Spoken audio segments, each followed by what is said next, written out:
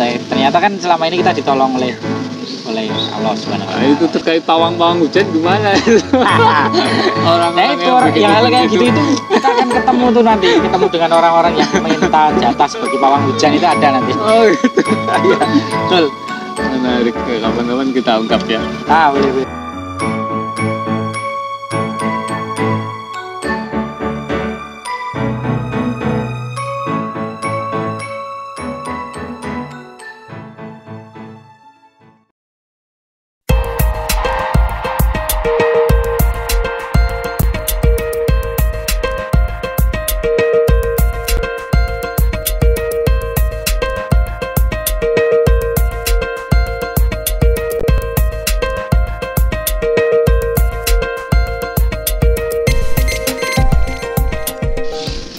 Baik, kita lanjut nih terkait masa pandemi ini ya. Banyak orang kan di rumah gitu ya. Mau beraktivitas di luar juga ragu-ragu. Nah, event sendiri gimana ini tetap eksis? Kalau tadi jangan cerita masih tetap eksis walaupun ada pandemi seperti ini. Bisa diceritakan tuh Mas Donat? Iya, memang ya kuncinya manajemennya harus agile. Orang-orang yang menggawangi ini harus agile. Agile itu ya lincah lah gitu gampang. Agile, punya agility yang bagus. Jadi dia bisa sakset gitulah istilahnya kalau orang lari itu gerak gitu ya, main bola. Kalau kemarin event kita misalkan berbasis kopdar ya, orang harus ketemu ya karena event ya. Tapi rame-rame kan seneng gitu. Betul. Tapi tidak karena sekarang tidak bisa, kita perlu berpikir kreatif, lincah gitu. Misalnya eventnya kita buat virtual.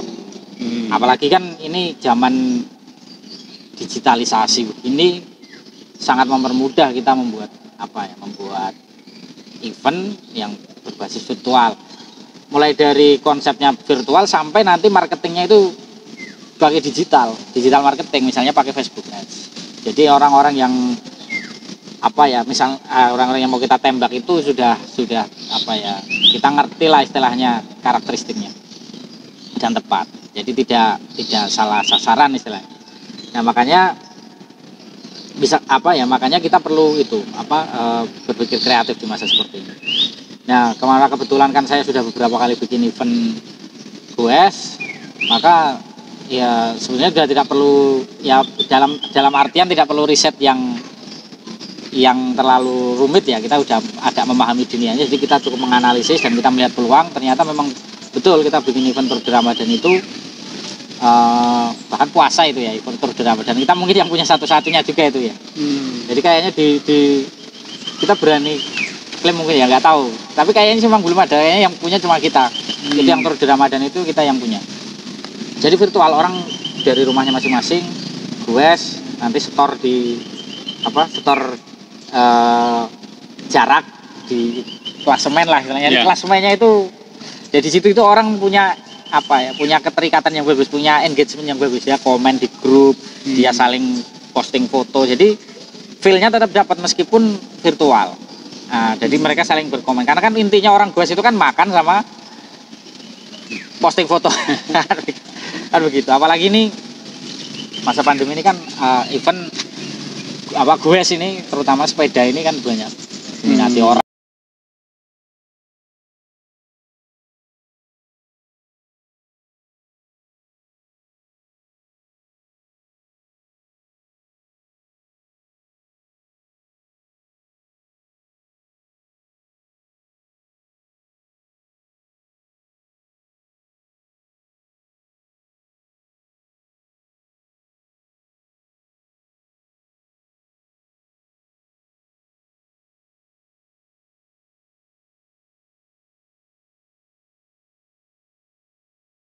Kalau event normal, karena event normal itu kan panitianya butuh banyak, makan butuh banyak, sewa tempat, izin polisi dan segala macam.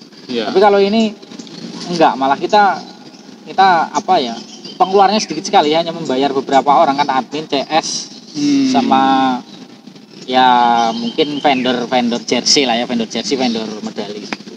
Nah, dengan pengeluaran yang lebih sedikit, untungnya malah lebih banyak meskipun jumlah pesertanya sama. Jadi malah justru itu berkah sebetulnya menurut saya ya.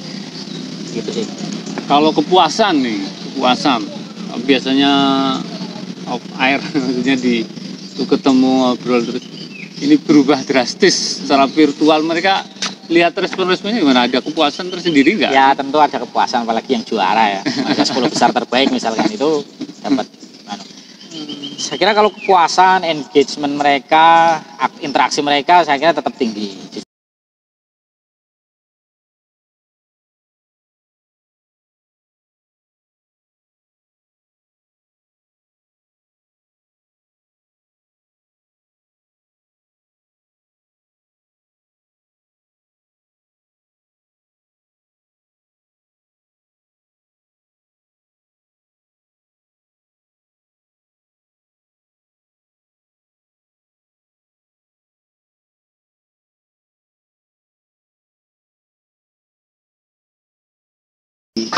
Grup kita, nah dipandu oleh admin kita, nah itu menjadi ada keunikan tersendiri sih, gitu sih. Minimal CEO itu bikin alternatif baru ya, selain event-event yang selama ini mungkin buka ketemu langsung, ada alternatif ya. Mungkin kreativitasnya di situ ya dimainkan. Iya. Selain sepeda banyak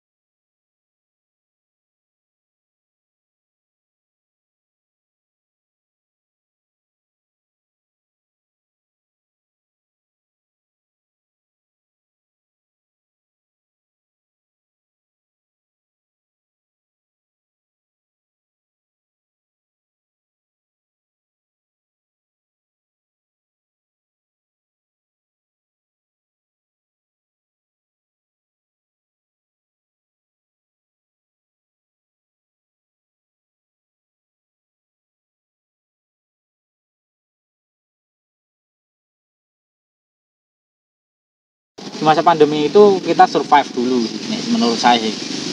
Yang penting itu kan jangan boro-boro dapat untung ya, yang mati aja nggak mati aja udah syukur itu ya kalau pas pandemi. Paling nggak survive. Tapi dengan begini mindset kita jadi terbuka. Iya. Ternyata bisa nih kita bikin sesuatu yang baru yang beda dengan kemarin-kemarin. Nah, event-event yang kemarin sudah kita rencanakan mungkin kita pending dulu. Nanti kita gunakan atau kita laksanakan maksudnya kalau event pandemi ini sudah berakhir. Mudah-mudahan segera berakhir dan mudah-mudahan sih. Panjangan rencana event sebelumnya bisa. Peluangnya bagus banget tuh event itu kalau justru malah setelah pandemi ini rampung, orang itu kangen banget yang namanya kumpul dengan yang namanya event. Kalau mau siap-siap sekarang, jangan besok, kalau itu nanti nggak jadi didahului orang nanti. Jadi sekarang kalau mau siap-siap itu. Mungkin ada saran nih bagi para pemula yang mau terjun di bisnis IO ini ya. Apalagi tadi bilang masa pandemi waktu yang tepat untuk mempersiapkan diri. Ya, pandemi ini harus menjadi orang baru. Semua orang harus jadi orang baru. Menjadi the new you. Kamu yang baru dah istilahnya. Jadi kalau pandemi tidak membuat kamu jadi orang baru, itu rugi besar. Karena kan bagi kita para pengusaha, para pebisnis, para IO, masalah itu adalah peluang. Masalah itu adalah peluang. Justru orang itu bisa besar karena ada masalah itu. Jadi jadilah kamu yang baru.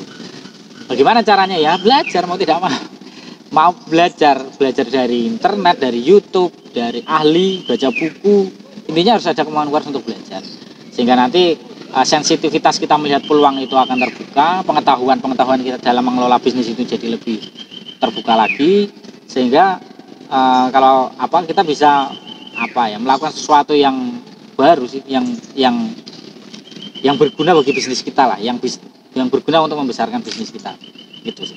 Termasuk saya juga event ini kan tidak monoton ya, event ini bisa event pelatihan juga loh, online course itu termasuk. Banyak sekarang ya kelas-kelas online itu. Iya, termasuk inspiratif juga. Saya kira tunggu aja nanti ya. Wah, ada. Apa ini kursus online apa ini? ada nanti. Oke, siap. Barangkali itu ya, kita banyak ilmu ini, pengetahuan dari pengalaman yang sudah diceritakan oleh Mas Danang itu. Kapan-kapan kita perlu ungkap lagi nih beberapa rahasia terkait dengan mengelola eventnya. Dan dibalik itu kan pasti membutuhkan banyak ilmu dan keahlian ya, kayak ilmu manajemen, leadership dan sebagainya. Ini perlu diungkap juga nih. Mengelola hati, mengelola. Jadi menjadi event organizer itu intinya itu, kalau menurut saya itu dia akan berakhir dengan di ujungnya itu dia akan menemukan Tuhan.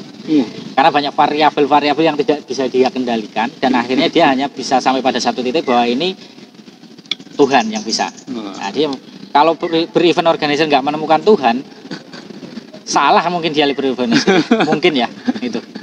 Susah jadi event organizer. Maka ada titik mentok gitu, terus piye iki ya. Ujungnya menemukan Tuhan. Satu harapan hanya Tuhan yang bisa menolong orang itu ya. Itu siapa yang bisa mengendalikan angin itu, kalau hujan siapa yang bisa mengendalikan. Misalnya hujan itu selesai event kita, misalnya yang lampion itu nggak mungkin bisa terbang, itu selesai. Ternyata kan selama ini kita ditolong oleh Allah Subhanahu wa Ta'ala. Itu terkait pawang-pawang hujan gimana?